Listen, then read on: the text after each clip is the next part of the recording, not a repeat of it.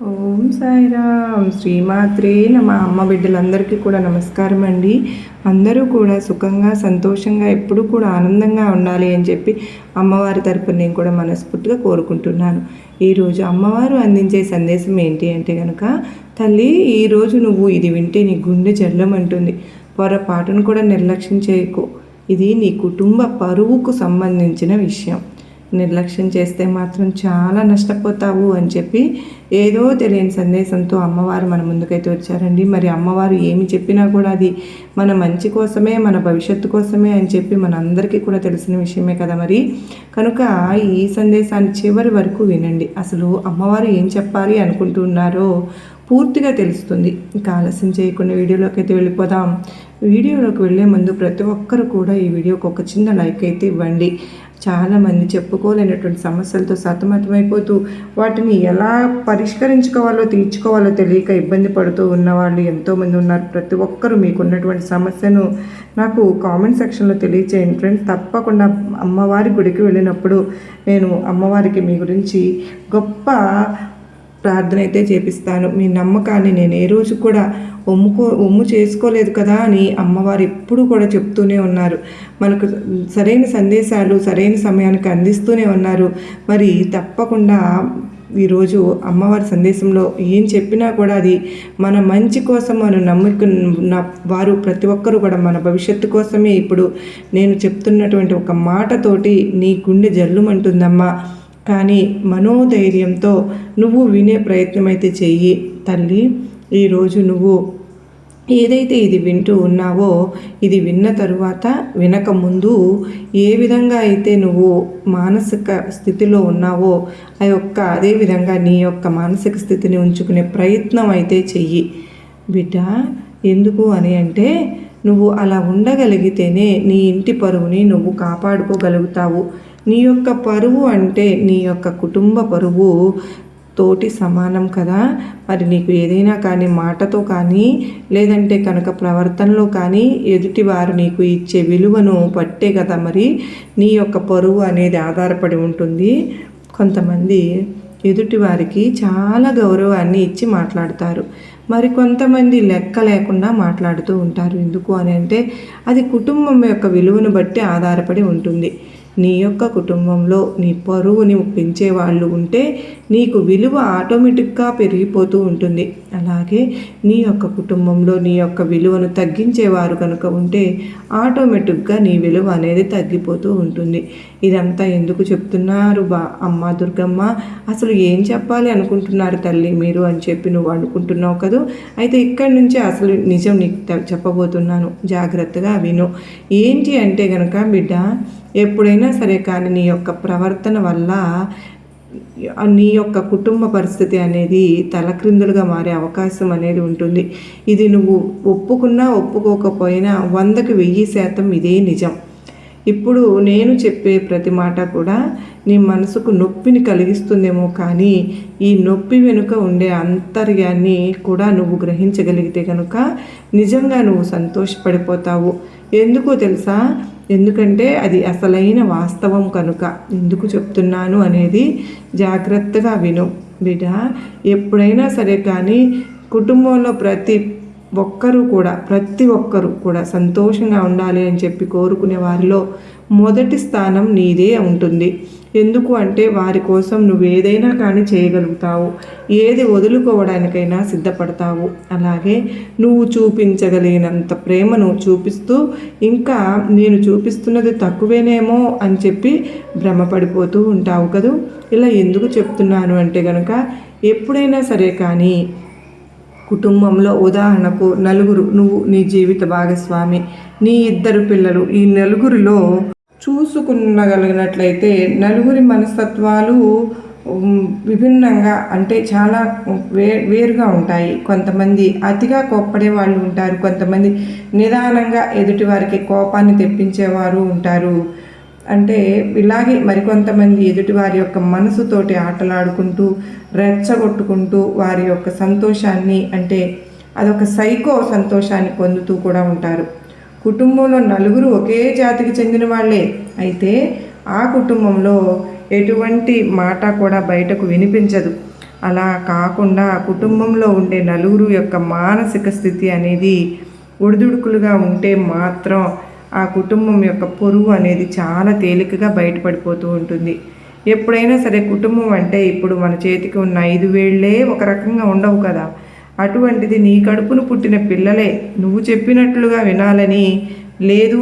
అటువంటిది ఇక నీ జీవిత భాగస్వామి ఎక్కడ పుట్టాడో, ఎక్కడ పెరిగాడో, అసలు తన చిన్నప్పటి వాతావరణం అనేది ఏ విధంగా ఉందో, తన చుట్టూ పరిసర ప్రాంతాలు ఏ విధంగా ఉన్నాయో, వారి యొక్క మానసిక స్థితిగతులు ఎటువంటి పరిస్థితుల్లో ఉన్నప్పుడు పెరిగిన వ్యక్తో అది నీకు తెలియదు.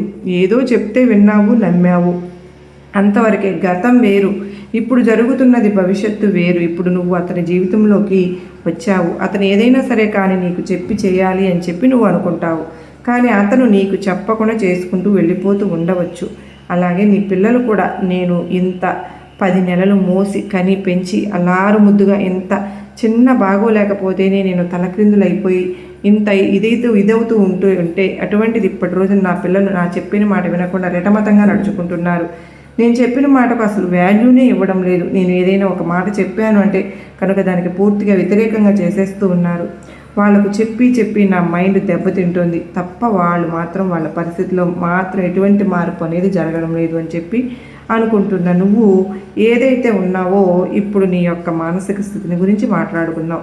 ఇప్పుడు నీ యొక్క కుటుంబ పరిస్థితిని గురించి నేను చెప్పాను కదా, అది నువ్వు పూర్తిగా గ్రహించావు కదా బిడ్డ. ఇది మనసులో పెట్టుకో. ఇప్పుడు నీ పరిస్థితి గురించి మాట్లాడుకుందాం. నేను కుటుంబం మీద ఇంత ధ్యాసను పెడుతున్నాను, ఇంత ప్రేమను చూపిస్తున్నాను, ఇంతగా గౌరవాన్ని పెంచుకున్నాను, నాకంటే కూడా ఎక్కువగా నా కుటుంబాన్ని చూసుకుంటూ ఉన్నాను. అటువంటిది నా యొక్క పరిస్థితిని మాత్రం ఎవ్వరూ పట్టించుకోవడం లేదు. నేను తిన్నానా, లేదంటే పడుకుంటున్నానా లేదా, పడుకోవడం లేదా ఏమైనా ఆలోచిస్తున్నానా, లేదంటే నాకు ఏదైనా హెల్త్ ప్రాబ్లమ్స్ ఉన్నాయా, లేకపోతే నేను ఏదైనా ఒక సమస్యలో ఇరుక్కుపోయానా, ఏది కూడా ఎవ్వరు కూడా నా గురించి ఆలోచించడం లేదు, నా గురించి పట్టించుకోవడమే లేదు. నేను మాత్రం చిన్నది వాళ్ళకు ఏదైనా కానీ కాలికి ముళ్ళు గుచ్చుకున్నా కూడా 10 సార్లు తీవ్రంగా ఆలోచిస్తూ ఉంటాను. కానీ నాకు ఏదైనా పెద్ద సమస్య వచ్చినా సరే వాళ్ళు ఈ చెవితో విని ఆ చెవితో వదిలివేస్తున్నారు. ఇది ఎలా అసలు దుర్గమ్మ, ఇది ఎలా జరుగుతుంది, అసలు ఏం జరుగుతుంది, ఎందుకు వాళ్ళకు నా మీద కక్షణ, ప్రేమన, నిర్లక్ష్యమా, లేదా నేను వాళ్ళ మీద అతిగా ప్రేమను చూపించాను కదా అని చెప్పి వారు నా మీద తక్కువ ప్రభావంతో తక్కువ ప్రేమతోటి ఉంటున్నారా, అసలు ఏం జరుగుతుంది తల్లి అని చెప్పి నువ్వు ఒక క్వశ్చన్ మార్క్ అయితే ఎప్పుడు కూడా ఉంటుంది. అది నాతో చెప్తూ ఉన్నావు బిడ్డ. దీనికే చెప్తున్నానమ్మా, కుటుంబంలో ముగ్గురు నీ మీద ఆధారపడి ఉన్నప్పుడు ఈ ముగ్గురు సంతోషంగా ఉండాలి అంటే మొదట నీ యొక్క సంతోషాన్ని నువ్వు దూరం చేసుకోవాలి. దీనివల్ల నీకు కలిగే ఉపయోగం ఏంటి అంటే కనుక భార్యాభర్తల మధ్య మానసికమైనటువంటి సమస్యలు తగ్గిపోతాయి. ఒకరు తను ఎటు నీ మాట వినడం లేదు కదా, నువ్వు ఎంత చెప్పినా కూడా నేను పట్టించుకోవడం లేదు కదా, అసలు నీ యొక్క మాటకే గౌరవం అనేది ఇవ్వడం లేదు అని అనుకుంటూ ఉన్నప్పుడు నువ్వు మొదటిగా చేయవలసింది ఏంటి అంటే కనుక నువ్వు చేయాల్సిన ప్రయత్నాలన్నీ కూడా నువ్వు చేసావు. నువ్వు ఏదైతే వద్దు అంటున్నావో, ఏదైతే ఆపేయాలి అని చెప్పి అనుకుంటున్నావో, ఎక్కడితో అయితే స్నేహాలు బంద్ చేయాలి చేయించేసేయాలి అని చెప్పి నువ్వు అనుకుంటున్నావు, ఏది కూడా నీ అరుపుల వల్ల కానీ కేకల వల్ల కానీ 1% కూడా మార్పు రాలేదు కదా. అటువంటప్పుడు నువ్వు ఎంత చెప్పినా కూడా అవతలి వారు మారరు అని చెప్పి నీకు తెలిసినప్పుడు ఆటోమేటిక్గా అక్కడ నువ్వు మొదటగా చేయవలసింది ఏంటి అంటే కనుక నువ్వు మారాలి. అంతే. అవునమ్మా, నువ్వు ఈ విధంగా చెప్పడం మారాలి. అతను మారడం వల్ల నీకు సంతోషం వస్తుంది. నేను కాదు అనడం లేదు, కానీ అది జరగనప్పుడు అంటున్నాను. అతని వల్ల నువ్వు ఎందుకు బాధపడుతున్నావు? ఇక్కడ నీ యొక్క మానసిక స్థితిని నువ్వు మార్చుకోవాలి కదా. ఇది మొదటి ప్రశ్న. ఎందుకంటే కొన్ని సంవత్సరాలు ప్రయత్నించావు, అవునా? ఈ యొక్క ప్రయత్నంలో నీకు విఫలమే తప్ప సఫలమైందా ఏ రోజు కూడా జరగలేదు కదా. కనుకనే ఇది ఇక రెండవది చెప్పన, జాగ్రత్తగా వింటావా? ఇక పిల్లల విషయానికి వస్తే, పిల్లలు చెప్పిన మాట వినరా దుర్గమ్మ. అస్సలు నేను వాళ్ళని కంట్రోల్లో పెట్టాలి అనుకోవడం తప్ప మంచికి చెడుకు నేను తేడా వివరించి చెప్పి ప్రయత్నం చేస్తే కనుక ఒక చోట కూర్చున్న వాళ్ళు కూడా వెళ్ళి మరొక చోట కూర్చుంటున్నారు. దుర్గమ్మ తల్లి, నా మాటలు అంతగా ఎగిటి వేసిపోయాయా? నేను అంత పరాయిదాన్ని అయిపోయానా? ఏదైనా చెప్తుంటే ఏం చెప్పాలనుకుంటున్నావు కూడా నాకు తెలుసులేమ్మా అని చెప్పి ముందుగానే ఆనకట్లు వేసేస్తున్నారు. చెప్పే మాటలకు అన్నీ మాకు తెలుసు అన్నట్లుగా మాట్లాడుతున్నారు. ఇది మంచిది కాదమ్మా. ఈ వయసులో ఇటువంటివన్నీ కూడా జరుగుతూ ఉంటాయి. వాటిని నువ్వు కంట్రోల్ చేసుకుని నువ్వు స్నేహం దగ్గర ఎంతవరకు ఉండాలి, అలాగే పరాయి వాళ్ళ దగ్గర ఎలా నడుచుకోవాలి, నీ యొక్క బిహేవియర్ ఏ విధంగా ఉండాలి, చదువు యొక్క విలువ ఏంటి, తల్లిదండ్రులను ఎలా గౌరవించాలి, ఇవన్నీ చెప్తూ ఉంటే నువ్వేం చెప్పాల్సిన అవసరం లేదని చెప్పి కొంచెం ఎక్కువ మాట్లాడితే అసలు అక్కడి నుంచి లేచి వెళ్ళిపోయి మీతో మాట్లాడకుండా పలకకుండా కూడా ఉంటే స్టేజ్లోకి నీ పిల్లలు వచ్చేసారు అంటే ఎంతగా ఎదిగిపోయారో ఒక్కసారి ఆలోచించు. ఇక్కడ నువ్వు అంటున్నావు ఈ వయసులో ఇలాగే జరుగుతుందమ్మా, నువ్వు కంట్రోల్ ఉండగలిగితే నీ లైఫ్ సెటిల్ అవుతుంది అని చెప్పి కదా. ఇదే వయసులో పిల్లలకి తల్లిదండ్రులకు ఎదురు తిరగడం కూడా జరుగుతూ ఉంటుంది. పిల్లలకు తల్లిదండ్రులు ఎంత ఫ్రెండ్లీగా కూడా ఉన్నా, ఎంత స్నేహపూర్వకంగా ఉన్నా ఖచ్చితంగా తల్లిదండ్రులను ఈ వయసులో పిల్లలు ఎదిరించే మాట్లాడతారు. కొన్ని దాస్తారు కూడా, కొన్ని రహస్యాలు వారికి ఉంటాయి. అవి మీతో చెప్పడానికి ఇష్టపడరు. చెప్తే ఏమైనా అంటారు అన్న భయం కన్నా కూడా చెప్పడం వల్ల ఈ క్లాసులు పీకడాలు ఎక్కువైపోతాయి అన్న భయంతో చెప్పకుండా వదిలేస్తున్నారు. ఇక్కడ పరిస్థితి ఏదైనా సరే కానీ ఆ పిల్లలకి నష్టం జరిగితే నువ్వే బాధపడాలి, ఆ పిల్లలకు కష్టం వస్తే నువ్వే బాధపడాలి. మరి ఇక్కడ పరిష్కారం ఏంటి అన్న విషయానికి వస్తే నువ్వు చెప్పాల్సినటువంటి పద్ధతి డైరెక్ట్ ఫేస్ టు ఫేస్ కాదు, ఇండైరెక్ట్ టు ఫేస్ టు. అంటే నువ్వు ఏదన్నా చెప్పాలి అనుకుంటూ ఉన్నప్పుడు నీ యొక్క చుట్టుపక్కల పరిసర ప్రాంతాలలో ప్రేమ వల్ల పెళ్లి చేసుకుని ఎవరైతే వారి జీవితంలో నష్టపోయిన విషయాలు ఉన్నాయో వాటిని అసలు నీ బిడ్డకు దానికి సంబంధం లేదు అన్న విధంగా వారికి తెలియకుండానే వారి యొక్క మైండ్ సెట్ని మార్చే రీతిలో నీ తెలివి ఉండాలి. ఇక రెండవది ఏంటో చెప్పనా అంటే కనుక ఎప్పుడైనా కానీ నీ బిడ్డ ఏదైతే అది కరెక్ట్ అని చెప్పి అనుకుంటూ ఉంటుందో అది చేయడం వల్ల ఎంతమంది ఎన్ని రకాలుగా నష్టపోయారో నువ్వు తెలుసుకోవాల్సిన రెండవ పాయింట్ ఇది. అంటే ఇక మూడవ పాయింట్ ఏంటి అంటే కనుక వారితో కొంచెం క్లోజ్నెస్ తగ్గించేసుకుని కఠినంగా ఉండడం మొదలు పెట్టాలి. అదేంటి దుర్గమ్మ తల్లి, పిల్లలతో కఠినంగా ఎలా ఉండమంటారమ్మా? ఈ యొక్క సృష్టిలో మేమే కదమ్మా పిల్లల్ని ప్రేమించేది. ఇంకా మా ప్రేమ కూడా వాళ్ళకు అందకుండా ఉంటే, కఠినంగా ఉంటే పిల్లలు ఒంటరి వాళ్ళు అయిపోరా తల్లి అనే భావన నీకు వస్తుంది కదూ. కానీ నువ్వు ఎంత ప్రేమించినా ఈ వయసులో వారికి తెలియదు. నువ్వు ఎంత దగ్గర అవ్వాలని చెప్పి చూసినా నిన్ను ఖచ్చితంగా దూరం పెట్టే ప్రయత్నం చేస్తారు. వారికి తెలిసే వయసు 25 దాటిన తరువాత మాత్రమే. ఆ 25 దాటిన తరువాత వారు ఈ యొక్క మిగతా సంవత్సరాల క్రితం అంటే 25 లోపు 14 నుంచి 25 లోపు వారి యొక్క మెంటాలిటీలో ఏ విధమైనటువంటి చెడు మార్పులు జరగకుండా ఉంటేనే 25 దాటిన తరువాత అయినా నీ మీద ప్రేమ అనేది తెలుస్తుంటుంది. లేకపోతే వాళ్ళకు 40 రావాలి నీ మీద ప్రేమ దొరకాలి అంటే కనుక ఇక్కడ వారి భవిష్యత్తు ఏమైపోతుందో తెలుసా? ఎలా జరుగుతుందో ఇదంతా కూడా ఎవ్వరూ చెప్పలేనటువంటి విషయం. కానీ ఇక్కడ నా బిడ్డగా, నా భక్తురాలిగా నిన్ను నియమించుకున్నాను కనుకనే, నీ సంతోషం నాకు ముఖ్యం కనుకనే నీ బిడ్డల భవిష్యత్తుకు నాది గ్యారెంటీ. నువ్వు ఖచ్చితంగా ఇప్పుడు తెలుసుకోవాల్సిన విషయం ఏంటి అంటే కనుక ఇంటి గుట్టు బయట పెట్టకూడదు, బంధువులతో కూడా చెప్పకూడదు, ఆఖరకు రక్త సంబంధీకులకు కూడా చెప్పకూడదు. మనవాళ్లే కదా అని చెప్పి ఎవరిని కూడా నమ్మకూడదు. నీ జాగ్రత్తలో నువ్వు ఉండాలి. అలా అని చెప్పి దేనికి కూడా భయపడకూడదు, కంగారు పడకూడదు. అలాగే ముఖ్యంగా తెలుసుకోవాల్సిన విషయం ఏంటి అంటే కనుక బిడ్డ, ఎప్పుడైనా సరే కానీ ఒక మనిషి తన విలువను తనే కాపాడుకునే క్రమంలో కొన్ని సంతోషాలను వదిలిపెట్టుకోవలసి వస్తుంది.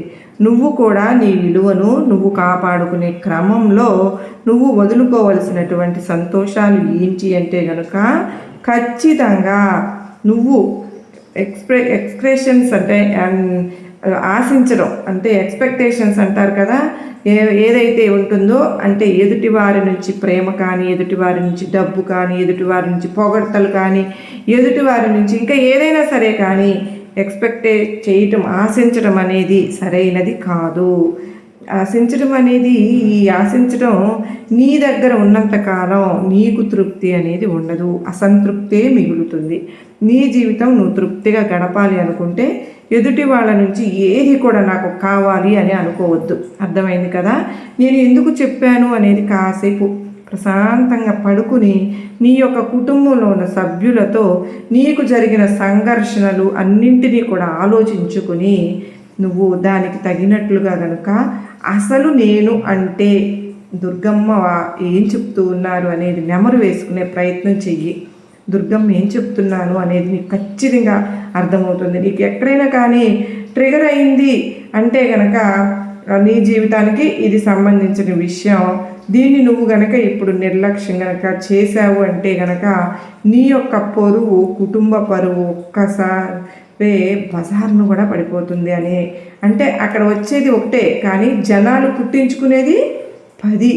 ఈ 10కి ఇంకొక 10 మంది తోడయ్యారనుకో ఊరంతా కూడా స్ప్రెడ్ అవుతుంది.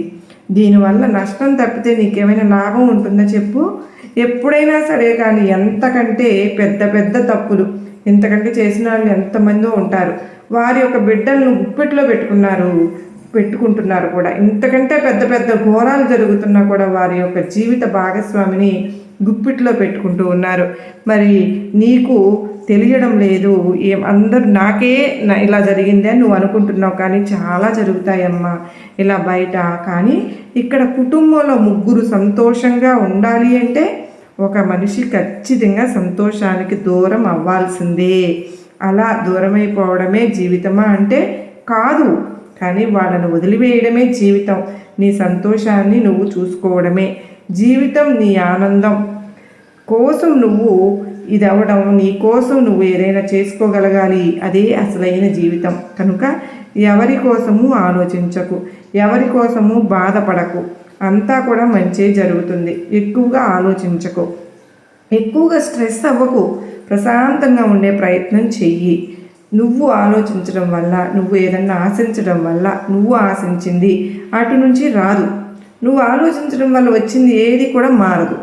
కనుక అతి ఆలోచన వద్దు అంటున్నాను. ఇంటి గుట్టు బయటకు రానివ్వద్దు. ఇది చేసుకోవడం వల్ల నీ యొక్క కుటుంబ పరిస్థితి అనేది చాలా వరకు కూడా మెరుగు అవుతుంది అని చెప్పి నీకు ఈరోజు నీ దుర్గమ్మ చెప్తున్నాను. నీకు నా ఆశీర్వాదాలు ఎప్పుడు ఉంటాయి తల్లి. నిన్ను కంటికి రెప్పలాగా నేను చూసుకుంటానమ్మా. నీ బాధ నా బాధ కాదా? నీ బిడ్డల బాధ నా బాధ కాదా? నీ భాగస్వామి బాధ నా బాధ కాదా? నేను చూసుకుంటాను తల్లి, నువ్వు ధైర్యంగా ఉండు అంటూ అమ్మవారు అత్యద్భుతమైనటువంటి సందేశాన్ని అందించారు కదండి. మనం అర్థం చేసుకోవాలి, కానీ ఈ సందేశంలో చాలా గొప్ప అంతర్యం ఉంది కదా. ఈ సందేశంలో ప్రతి కుటుంబానికి ఇది తెలియాలండి. కొంతమంది రెటమతంగా ఉండేవాళ్ళు ఉంటారు, కొంతమంది చిటికేస్తే కోపం వచ్చేవాళ్ళు కూడా ఉంటారు, మరి కొంతమంది పిల్లలు అడ్డగోలుగా బిహేవ్ చేస్తూ ఉంటారు. ఇదంతా కూడా ఇప్పుడు జరుగుతున్నటువంటి ప్రస్తుత పరిస్థితులు. అప్పుడు ఇక్కడ ఆడవాళ్ళు ఎంతో ఓర్పుగా తెలివిగా మేనేజ్ రాగలగాలి కూడా. అలా చేసుకుని వచ్చినప్పుడు మాత్రమే లైఫ్ అనేది అలా స్మూత్గా వెళ్ళిపోతుందన్నమాట. అలా కాకుండా చాలా వరకు కూడా నెగ్లెక్ట్ చేసుకుంటూ నా పంతమే నెగ్గాలి, నేనే గెలవాలి, నా మాటే ఇది అవ్వాలి ఇంట్లో అని చెప్పి అనుకుంటే అక్కడంతా కూడా సీన్ రివర్స్ అయిపోయి మీరు వేసుకునే కేకలు చుట్టూ వినబడి మీ పొరుగు పోవడం తప్పితే ఉపయోగం ఏది కూడా ఉండదు. దానివల్ల విలువ తగ్గిపోతుంది. ఇక విలువ తగ్గిపోయినప్పుడు బయటకు వెళ్ళినప్పుడు జనాలు చూసే చూపులు ఎలా ఉంటాయి చూసారు కదా, అవి చాలా చాలా ఘోరంగా ఉంటాయి. తట్టుకోవడం కష్టమైపోతుందన్నమాట. ఇదే దుర్గమ్మ వారు మనకు చెప్పాలనుకుంటున్నది. మరి మనందరికీ కూడా అర్థమైందని చెప్పి నేను అనుకుంటూ ఉన్నానండి. మరి మీకు అర్థమైందని చెప్పి నచ్చింది, గొప్ప ధైర్యాన్ని అమ్మవారు ఇచ్చారు అని చెప్పి ఈ సందేశం అని మీ అందరికి అనిపిస్తే తప్పకుండా ఈ వీడియోకి చిన్న లైక్ ఇవ్వండి ఫ్రెండ్స్. లైక్ ఇచ్చిన వెంటనే మీరు సబ్స్క్రైబ్ చేసుకోవడం మాత్రం మర్చిపోవద్దండి. కామెంట్ సెక్షన్లో శ్రీమాత్రే నమః అని కామెంట్ చేయడం కూడా మర్చిపోవద్దు ఫ్రెండ్స్. మీ కామెంట్ వల్లనే నాకు గొప్ప సపోర్ట్ అనేది లభిస్తూ ఉంటుందని చెప్పి గుర్తుపెట్టుకోండి. మరి మన కుటుంబాన్ని మనమే బజారు పాలు చేసుకుంటే దానివల్ల నష్టపోయేది ఎవరు? మనమే కదా. కనుక కొంచెం ఏమంటారు దాన్ని ఓర్పుగా గనక ఉండగలిగినట్లయితే, సగం మనం పాటించినట్టయితే గనక మన జీవితంలో మన కుటుంబానికి ఈ పరిస్థితులు, ఈ క్రిటికల్ పరిస్థితి అనేది మరలా గొప్ప పిల్లలు ప్రయోజకులయ్యి మన జీవిత భాగస్వామి మనం అర్థం చేసుకున్నప్పుడు ఈ తిరిగి రాదు కదండి ఈ జీవితం అనేది. మరి అందుకనే కొంచెం మనం గనక ఓర్చుకున్నట్లయితే ఈ క్రిటికల్ స్టేజ్ అనేది దాటిపోయిన తర్వాత మన పిల్లలు చక్కని మార్గంలో నడుచుకుంటారు. వాళ్ళే మనకు చెప్పేవాళ్ళుగా ఎదుగుతారు. తప్పకుండా అవకాశం మనం ఈ టీనేజ్ వయసులో పిల్లలకి 14 నుండి 25 సంవత్సరాల లోపు పిల్లల్ని కొంచెం జాగ్రత్తగా కనుక మనం డీల్ చేయగలిగితే నిజంగానే మనందరికీ అనుభవమే కదండి ఇదంతా కూడా జరుగుతున్నదే.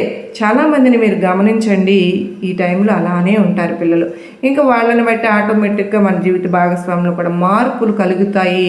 వాళ్ళు మన అర్థం చేసుకునే రోజు ఒక రోజు వస్తుంది. అప్పుడు మీరందరూ కూడా మరలా మీరే చెప్తారు, నిజమే దుర్గమ్మ తల్లి నాకు మంచి ఆ రోజున వాళ్ళ రోజున మనం చెప్పకపోతే నా జీవితం ఏమైపోయేదో, నేను నా కుటుంబం రోడ్డున పడేవాళ్ళం కదా అని చెప్పి అనుకుంటారు.